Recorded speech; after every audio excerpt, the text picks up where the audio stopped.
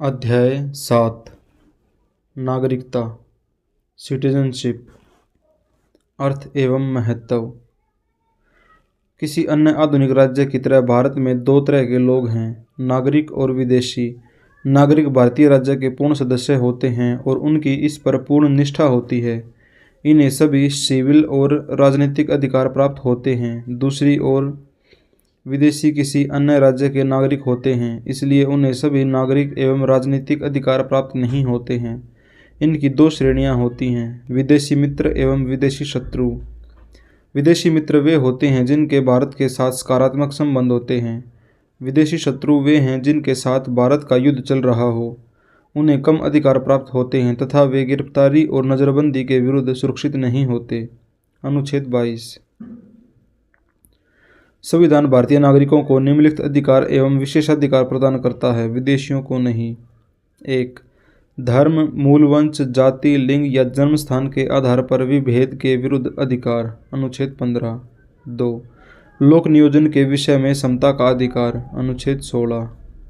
3. वाक स्वातंत्र्य एवं अभिव्यक्ति की स्वतंत्रता, सम्मेलन, संघ, संचरण, निवास व व्यवसाय की स्वतंत्रता, अनुच्छेद 19। 4. संस्कृति और शिक्षा संबंधी अधिकार, अनुच्छेद 29 व 30। 5. लोकसभा और राज्य विधानसभा चुनाव में मतदान का अधिकार। 6. संसद एवं राज्य विधानमंडल की सदस्यता के लिए चुनाव लड़ने का अधिकार। 7. सार्वजनिक पदों जैसे राष्ट्रपति, उपराष्ट्रपति, उच्चतम एवं उच्च न्यायालय के न्यायाधीश, राज्यों के राज्यपाल, महान्यायवादी एवं महाधिवक्ता की योग्यता रखने का अधिकार। उपरोक्त अधिकारों के साथ नागरिकों को भारत के प्रति कुछ कर्तव्यों का भी निर्वहन करना होता है। उदाहरण के लिए कर भुगतान, राष्ट्रीय ध्वज एवं राष्ट्रगान का सम्मान, देश की रक्षा आदि। भारत में नागरिक जन्म से या प्राकृतिक रूप से राष्ट्रपति बनने की योग्यता रखते हैं, जबकि अमेरिका में केवल जन्म से नागरिक ही राष्ट्रपति बन सकता है। एकल नागरिकता। यद्यपि भारतीय संविधान संघीय है और इसने दोहरी राज पद्धति केंद्र एवं राज्य को अपनाया है, लेकिन इसमें केवल एकल नागरिकता की व्यवस्था की गई है, अर्थात भारतीय नागरिकता। यहाँ राज्यों के लिए कोई पृथक नागरिकता की व्यवस्था नहीं है। अन्य संघीय राज्यों जैसे अमेरिका एवं ऑस्ट्रेलिया में दोहरी नागरिकता की व्यवस्था को अपनाया गया है। अमेरिका में प्रत्येक नागरिक न केवल अमेरिका का नागरिक है, वरन उस राज्य विशेष का भी नागरिक है जहां वह रहती है। इस तरह उसे दोहरी नागरिकता प्राप्त है और इसी संदर्भ में उसे राष्ट्रीय सरकार एवं राज्य सरकार के दोहरे अधिकार प्राप्त हैं। यह व्यवस्था भेदभाव की समस्या पैदा कर सकती है, जैसा कि राज्य अपने नागरिकों के प्रति भेदभाव बरत सकता है।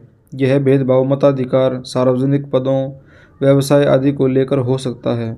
ऐसी समस्या को दूर करने के लिए ही भारत में एकल नागरिकता की व्यवस्था को अपनाया गया है।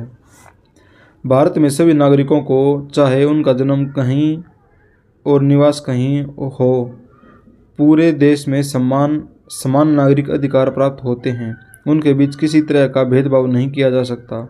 हालांकि भेदभाव रहित इस व्यवस्था में कुछ अपवाद भी हैं।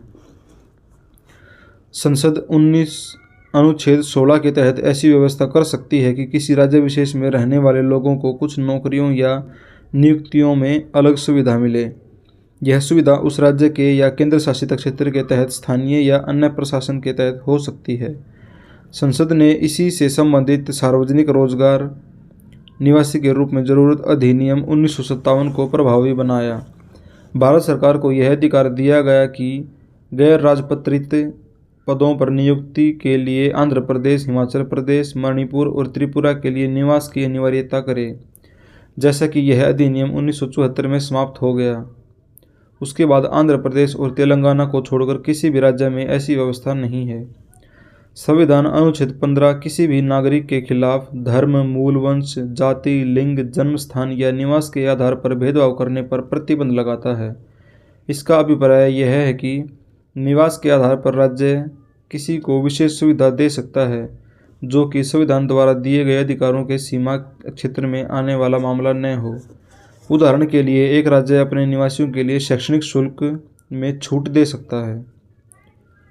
निवास एवं घूमने की स्वतंत्रता अनुच्छेद 19 के अंतर्गत अनुसूचित जनजातियों के हित की में रक्षा का विषय है। दूसरे शब्दों में जनजातीय क्षेत्रों में प्रवेश या निवास प्रतिबंध है। निश्चित रूप से ऐसी व्यवस्था उनकी विशेष सांस्कृतिक भाषा रिवाज आदि को बचाने के लिए की गई है। यही नहीं, यह व्यवस्था उनकी संपत्ति एवं परंपरा को बचाने एवं उनके शोषण के विरुद्ध एक सुरक्षा कवच भी है। 2019 तक जम्मू एवं कश्मीर की विधायिका निम्नलिखित के लिए अधिकृत थी। उन व्यक्तियों को परिभाषित करना जो जम्मू एवं कश्मीर राज्य के स्थायी निवासी हैं और ऐसे स्थायी निवासियों को निम्न मामलों में विशेष अधिकार एवं सुविधाएं प्रदान करना, जैसे राज्य सरकार की सेवा में रोजगार, राज्य में अचल संपत्ति अर्जित करना, राज्य द्वारा छात्रवृत्ति या अन्य प्रकार की सहायता प्राप्त करने का अधिकार। उपरोक्त प्रावधान भारत के संविधान के अनुच्छेद 35A पर आधारित थे। यह अनुच्छेद संविधान जम्मू एवं कश्मीर पर लागू आदेश द्वारा संविधान में जोड़ा गया था। यह संवैधानिक आदेश राष्ट्रपति द्वारा संविधान के अनुच्छेद 370 के अंतर्गत पारित किया गया था, जिसने जम्मू एवं कश्मीर राज्य को विशेष दर्जा दे रखा था। 2019 में नए आदेश के तहत संविधान जम्मू एवं कश्मीर पर लागू आदेश 2019 द्वारा राष्ट्रपति ने इस विशेष दर्जे को वापस ले लिया। इस नए आदेश ने पूर्व के आदेशों को अधिक्रमित कर दिया। भारत का संविधान कनाडा की तरह एकल नागरिकता का उपबंध करता है और एकीकृत अधिकार कुछ मामलों को छोड़कर प्रदान करता है। यह व्यवस्था भाईचारे और लोगों के बीच एकता बनाए रखने के लिए की गई ताकि एक शक्तिशाली भारतीय राष्ट्र की स्थापना हो सके। इसके बावजूद भारत में सांप्रदायिक दंगे, वर्ग संघर्ष, जातीय युद्ध, भाषाई विवाद आदि होते रहते हैं। इसी तरह संविधान निर्माताओं का एक एकीकृत भारतीय राष्ट्र निर्माण का लक्ष्य पूरा नहीं किया जा सकता। संवैधानिक उपबंध। संविधान के भाग 2 में अनुच्छेद 5 से 11 तक में नागरिकता के बारे में चर्चा की गई है।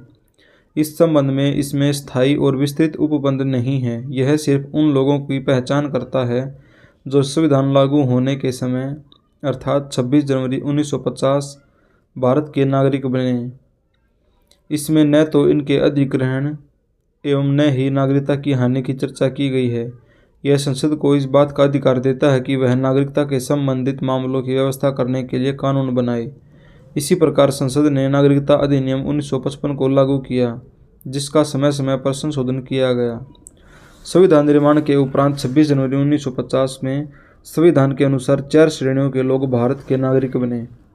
एक व्यक्ति जो भारत का मूल निवासी है और 3 में से कोई एक शर्त पूरी करता है। ये शर्तें हैं: यदि उसका जन्म भारत में हुआ हो, या उसके माता पिता में से किसी एक का जन्म भारत में हुआ हो, या संविधान लागू होने के 5 वर्ष पूर्व से भारत में रह रहा हो, अनुच्छेद 5 में।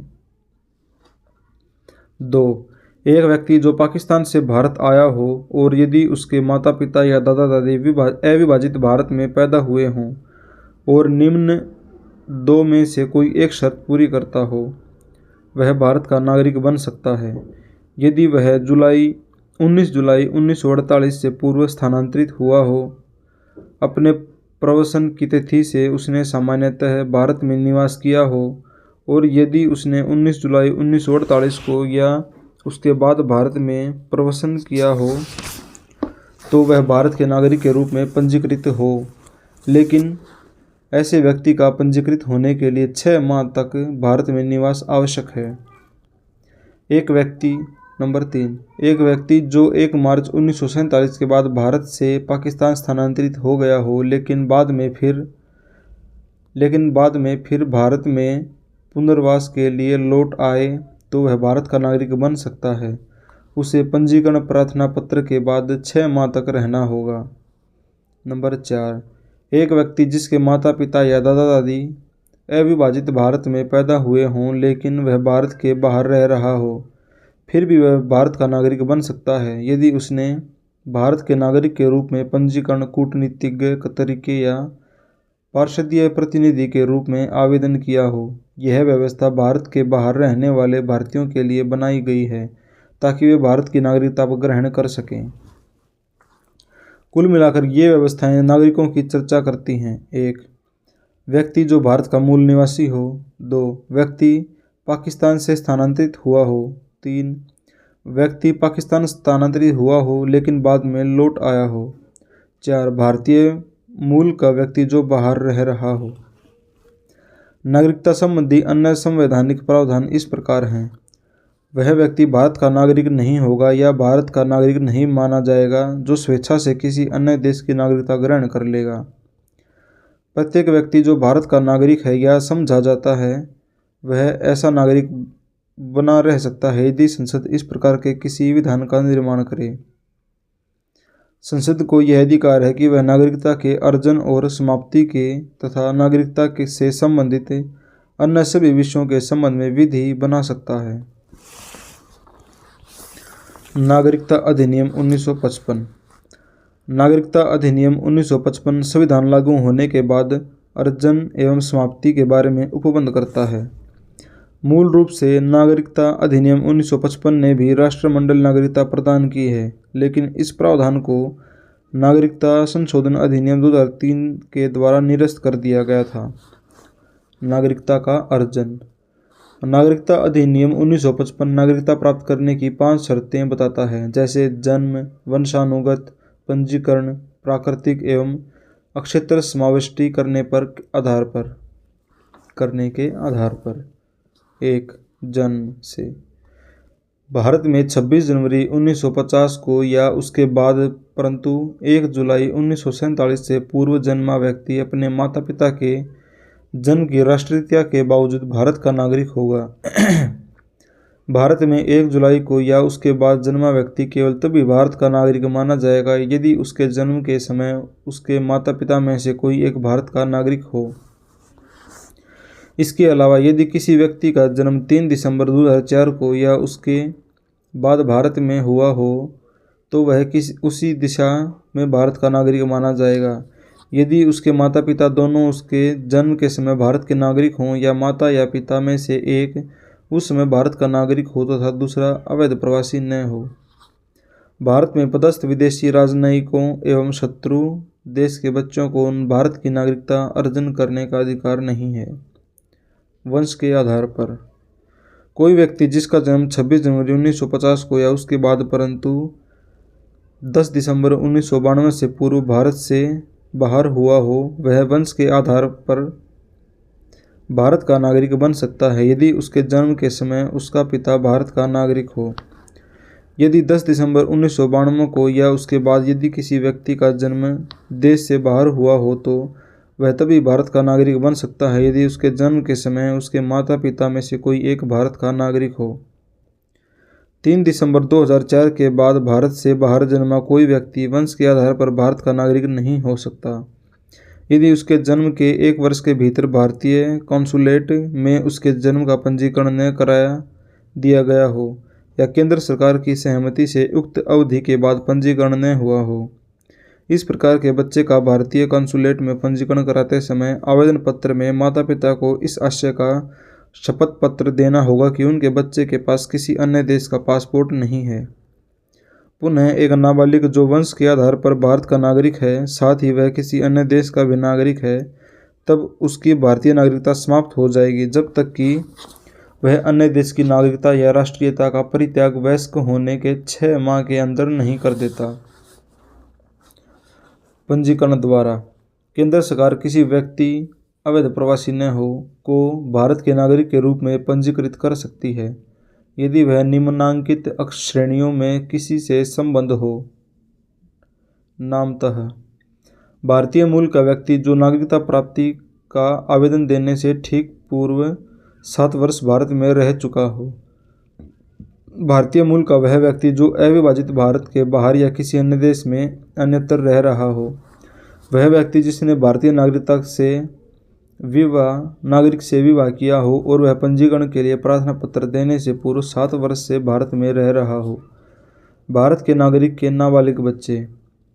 कोई व्यक्ति जो पूरी आय तथा क्षमता का हो तथा उसके माता पिता भारत के नागरिक के रूप में पंजीकृत हों। कोई व्यक्ति जो पूरी आयु तथा क्षमता का हो तथा वह या उसके माता पिता स्वतंत्र भारत के नागरिक के रूप में पंजीकृत हों या वह पंजीकरण का इस प्रकार का आवेदन देने से 12 महीने के साधारणतः निवास कर रहा हो।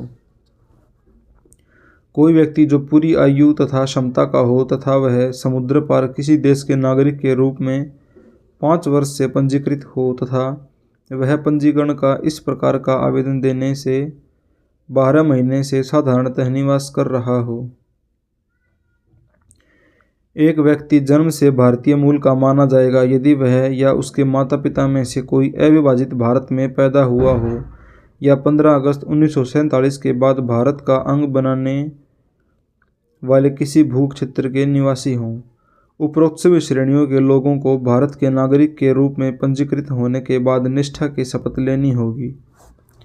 प्राकृतिक रूप से किसी केंद्र सरकार किसी व्यक्ति को प्राकृतिक रूप से नागरिकता प्रमाण पत्र प्रदान कर सकती है यदि वह व्यक्ति निम्नलिखित योग्यताएं रखता है।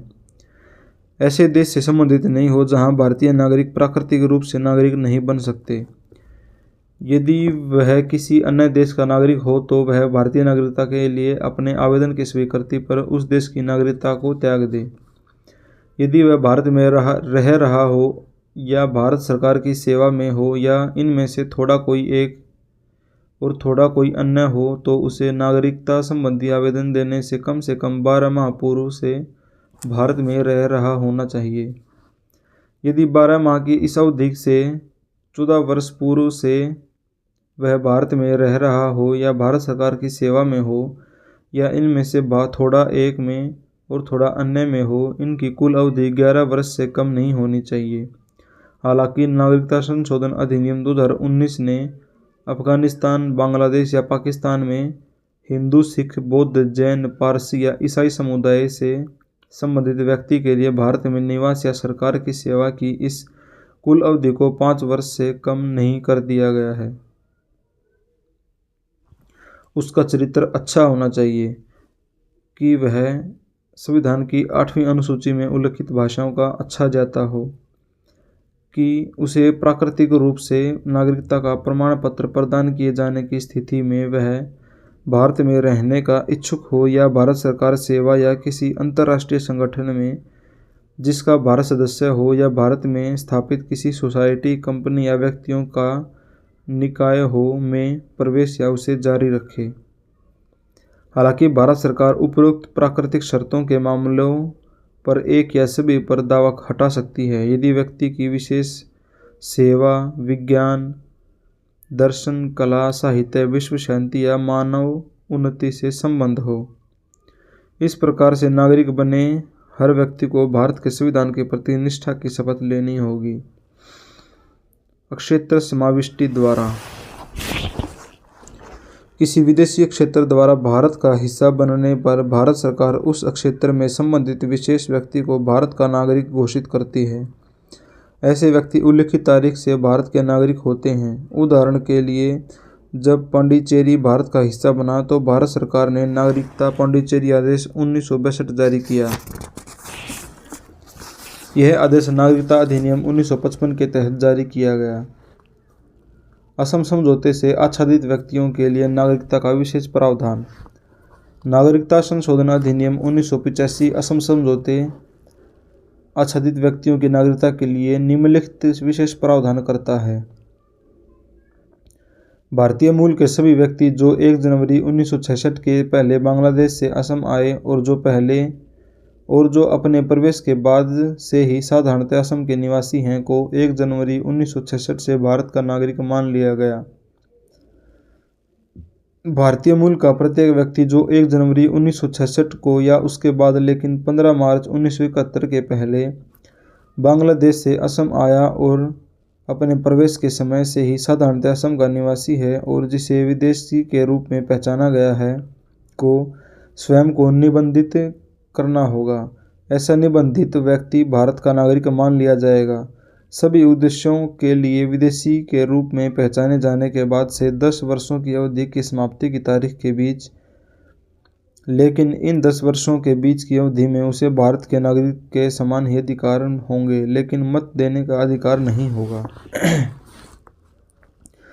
नागरिकता संशोधन अधिनियम 2019 में अफगानिस्तान, बांग्लादेश या पाकिस्तान से 31 दिसंबर 2014 को या उससे पहले भारत में प्रवेश करने वाले हिंदू, सिख, बौद्ध, जैन, पारसी या ईसाई समुदायों के प्रवासियों की नागरिकता के रूप में निम्नलिखित विशेष प्रावधान जोड़े गए और जिन्हें पासपोर्ट भारत में प्रवेश अधिनियम 1920 और विदेशी अधिनियम 1946 के प्रतिकूल दंड परिणामों से छूट दी गई है। केंद्र सरकार ऐसे व्यक्ति को पंजीकरण का प्रमाण पत्र या प्राकृतिकीकरण का प्रमाण पत्र दे सकती है जो पंजीकरण या प्राकृतिकीकरण की योग्यता के लिए निर्दिष्ट शर्तों को पूरा करता हो। ऐसा व्यक्ति जिसे प्राकृतिक या पंजीकरण का प्रमाण पत्र प्रदान किया गया है, भारत में उनके प्रवेश की तिथि से भारत का नागरिक माना जाएगा। ऐसे व्यक्ति के खिलाफ अवैध प्रवासन या नागरिकता के संबंध में लंबित कोई भी कार्यवाही उसे नागरिकता प्रदान करने पर समाप्त हो जाएगी। ये विशेष प्रावधान संविधान की 6ठी अनुसूची में शामिल असम, मेघालय, मिजोरम या त्रिपुरा के जनजातीय क्षेत्र और बंगाल ईस्टर्न फ्रंटियर रेगुलेशन 1873 के तहत अधिसूचित इनर लाइन के तहत आने वाले क्षेत्र पर लागू नहीं होते हैं। नागरिकता संशोधन अधिनियम 2019 के अधिनियमन से पहले अफगानिस्तान, बांग्लादेश या पाकिस्तान के हिंदू, सिख, बौद्ध, जैन, पारसी या ईसाई समुदायों से संबंधित प्रवासी जो वैध पासपोर्ट और अन्य यात्रा दस्तावेजों के बिना भारत में प्रवेश करते थे, या यदि उनके पासपोर्ट और अन्य दस्तावेजों की वैधता समाप्त हो गई थी तो उन्हें अवैध प्रवासियों के रूप में माना जाता था और नागरिकता अधिनियम 1955 के प्रावधानों के तहत भारतीय नागरिकता के लिए आवेदन करने के लिए अयोग्य थे। 2015 में केंद्र सरकार ने उक्त प्रवासियों को पासपोर्ट अधिनियम 1920 और विदेशी अधिनियम 1946 के प्रतिकूल दंडात्मक परिणामों से छूट दी। इसके बाद 2016 में केंद्र सरकार ने उन्हें भारत में रहने के लिए लॉन्ग टर्म वीज़ा के लिए भी योग्य बना दिया। नागरिकता संशोधन अधिनियम 2019 के लागू होने से उक्त प्रवासी भारतीय नागरिकता के पात्र हो गए। यह अधिनियम 10 जनवरी 2020 से लागू हुआ।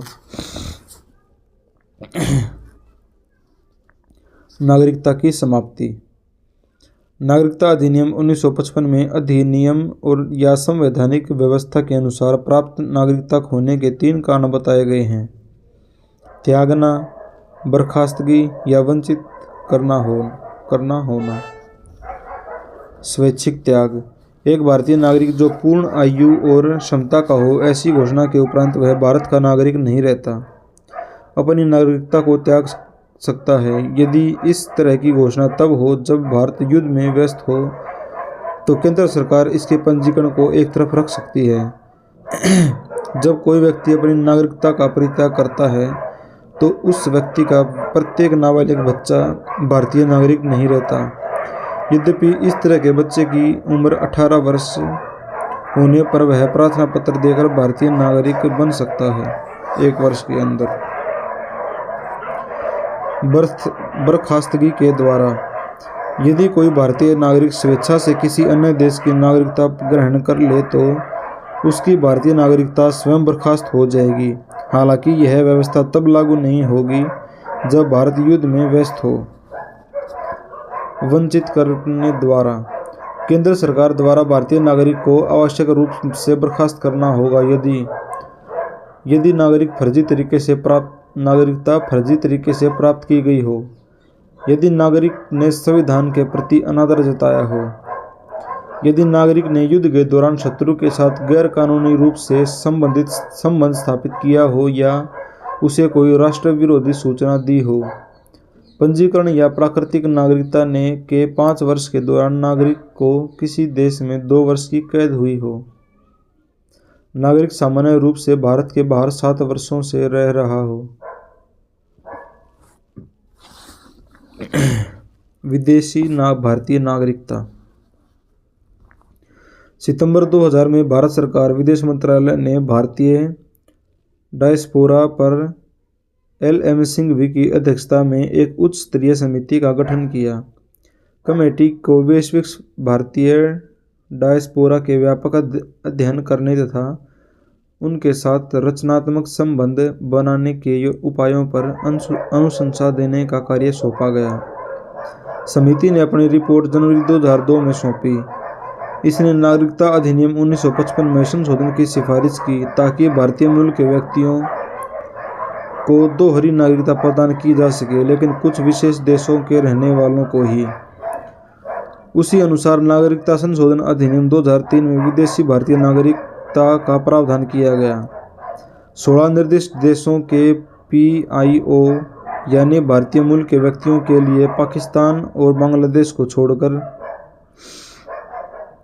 इस अधिनियम ने पूर्व मुख्य अधिनियम के राष्ट्रमंडल नागरिकता से संबंधित सभी प्रावधान हटा दिए। बाद में नागरिकता संशोधन अधिनियम 2005 ने पाकिस्तान और बांग्लादेश के अपवाद को छोड़कर सभी देशों के भारतीय मूल के व्यक्तियों PIOs को अधिकारों के अनुदान का दायरा बढ़ा दिया, जब तक उनका गृह प्रवेश उनके स्थानीय कानूनों के तहत दोहरी नागरिकता की अनुमति नहीं देता। यहाँ यह ध्यान दिया जाना चाहिए कि विदेशी भारतीय नागरिकता वास्तव में दोहरी नागरिकता नहीं है, क्योंकि भारतीय संविधान अनुच्छेद 9 दोहरी नागरिकता या दोहरी राष्ट्रीयता की अनुमति नहीं देता।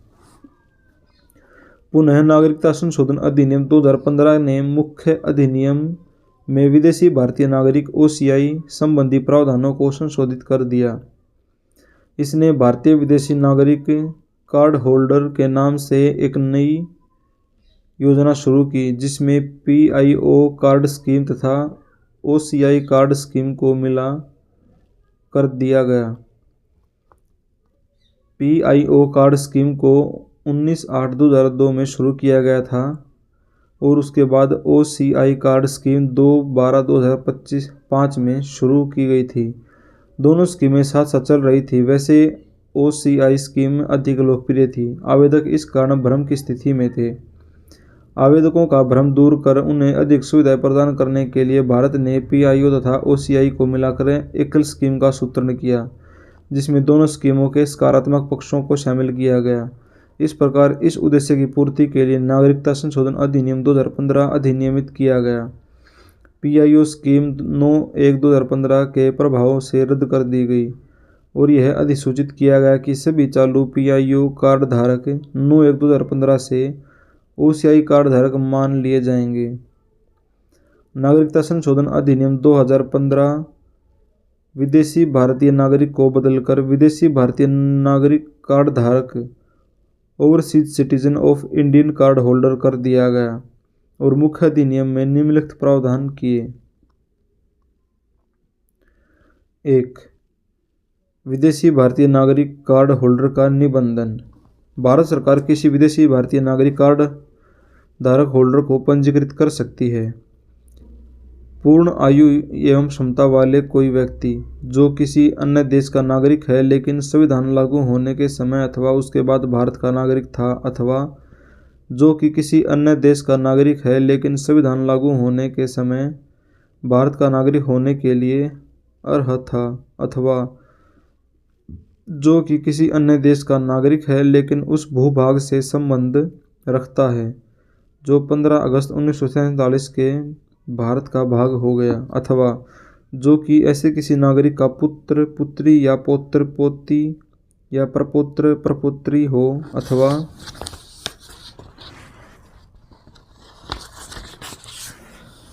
कोई व्यक्ति जो उपरोक्त धारा A में उल्लिखित व्यक्ति का नाबालिग बच्चा हो, अथवा कोई व्यक्ति जो कि नाबालिग बच्चा हो जिसके माता पिता भारत के नागरिक हैं, अथवा दोनों में से एक भारत का नागरिक हो, अथवा भारतीय नागरिक का विदेशी मूल का की पति पत्नी, अथवा विदेशी भारतीय नागरिक कार्ड धारक का विदेशी मूल का की पति पत्नी जिसका विवाह निबंधित हो और आवेदन प्रस्तुत करने की तिथि के पूर्व कम से कम 2 वर्ष तक लगातार चला हो, लेकिन एक व्यक्ति जो स्वयं अथवा जिसके माता पिता में से कोई एक अथवा जिसके दादा दादी परदादा परदादी पाकिस्तान बांग्लादेश अथवा ऐसे किसी देश जिन्हें भारत सरकार उल्लिखित कर सकती है, विदेशी भारतीय नागरिक कार्ड होल्डर के लिए निबंधन के लिए अर्ह नहीं होगा। विदेशी भारतीय नागरिक कार्ड होल्डर को प्राप्त अधिकार। एक विदेशी भारतीय नागरिक कार्ड होल्डर को ऐसे अधिकार प्राप्त होंगे जैसा कि केंद्र सरकार उल्लिखित या विशिष्ट निर्देशित कर सकती है। एक विदेशी भारतीय नागरिक कार्ड होल्डर को निम्नलिखित अधिकार नहीं होंगे जो कि किसी भारतीय नागरिक को होते हैं। उसे सार्वजनिक रोजगार के मामले में अवसर की संभावना का अधिकार नहीं होगा। अनुच्छेद 16। वह राष्ट्रपति चुने जाने के लिए अर्ह नहीं होगा। अनुच्छेद 58। वह उपराष्ट्रपति चुने जाने के लिए अर्ह नहीं होगा। अनुच्छेद 66। वह सर्वोच्च न्यायालय का न्यायाधीश नियुक्त किए जाने के लिए अर्ह नहीं होगा। अनुच्छेद 124। वह उच्च न्यायालय का न्यायाधीश नियुक्त किए जाने के लिए अर्ह नहीं होगा। अनुच्छेद 217। वह एक मतदाता के रूप में पंजीकृत किए जाने का अधिकारी नहीं होगा। वह लोकसभा या राज्यसभा का सदस्य बनने के लिए अर्ह नहीं होगा। वह राज्य विधानसभा या राज्य विधान परिषद का सदस्य चुने जाने के लिए अर्ह नहीं होगा। वह सार्वजनिक सेवाओं में नियुक्ति या तथा संघ अथवा राज्य के मामलों से संबंधित पद के लिए अर्ह नहीं होगा जब तक कि ऐसी सेवाओं एवं पदों पर नियुक्ति के लिए केंद्र सरकार विशिष्ट निर्देशन न दे। विदेशी भारतीय नागरिकता कार्ड का परित्याग। भारत का कोई भी विदेशी नागरिक कार्ड धारक अपने भारतीय कार्ड धारक के विदेशी नागरिक की स्थिति को त्यागने की घोषणा कर सकता है। केंद्र सरकार द्वारा उस घोषणा को पंजीकृत करने के बाद ऐसा व्यक्ति भारत का कार्ड धारक विदेशी नागरिक नहीं रह जाता। जब तक एक व्यक्ति विदेशी भारतीय नागरिक कार्ड होल्डर नहीं रह जाता तब उसका विदेशी मूल की उसकी का पत्नी पति जिसने विदेशी भारतीय नागरिक कार्ड प्राप्त किया है और उसका नाबालिग बच्चा भी भारत का विदेशी नागरिक नहीं रह जाएगा। विदेशी भारतीय नागरिक कार्ड होल्डर के रूप में पंजीकरण का रद्द होना। केंद्र सरकार विदेशी भारतीय नागरिक कार्ड होल्डर के रूप में किसी व्यक्ति का पंजीकरण कर सकती है यदि वह संतुष्ट है कि विदेशी भारतीय नागरिक कार्ड होल्डर धोखाधड़ी, असत्य प्रतिनिधित्व अथवा भौतिक साक्ष्यों को छुपाकर प्राप्त की गई है, अथवा विदेशी भारतीय नागरिक कार्ड होल्डर ने भारत के संविधान के प्रति अनिष्ठा प्रदर्शित की है, अथवा विदेशी भारतीय नागरिक कार्ड होल्डर ने ऐसे किसी युद्ध में जिसमें भारत भी संलग्न है के दौरान शत्रु के साथ गैर कानूनी रूप से संपर्क स्थापित किया है, अथवा विदेशी भारतीय नागरिक कार्ड होल्डर ने पंजीकरण के 5 वर्षों के अंदर 2 वर्षों से कम की कैद की सजा भुगती है, अथवा भारत के विदेशी नागरिक कार्ड धारक ने नागरिकता अधिनियम 1955 के प्रावधानों या केंद्र सरकार द्वारा निर्दिष्ट किसी अन्य कानून के प्रावधानों का उल्लंघन किया है। यह प्रावधान नागरिकता संशोधन अधिनियम 2019 द्वारा जोड़ा गया था, अथवा यदि ऐसा करना भारत की संप्रभुता एवं अखंडता, भारत की सुरक्षा, किसी दूसरे देश के साथ मैत्रीपूर्ण संबंध अथवा सामान्य जनता के हित में हो, अथवा किसी विदेशी भारतीय नागरिक कार्ड होल्डर का विकास किसी सक्षम न्यायालय द्वारा या अन्य द्वारा भंग कर दिया गया हो, अथवा भंग नहीं किया गया हो लेकिन ऐसे विवाह के बने रहते ही उसने किसी और के साथ विवाह कर लिया हो। हालांकि भारत के कार्ड धारक विदेशी नागरिक के रूप में उसके पंजीकरण को रद्द करने से पहले उसे सुनवाई का उचित अवसर दिया जाएगा। यह प्रावधान नागरिकता संशोधन अधिनियम 2019 द्वारा भी जोड़ा गया था।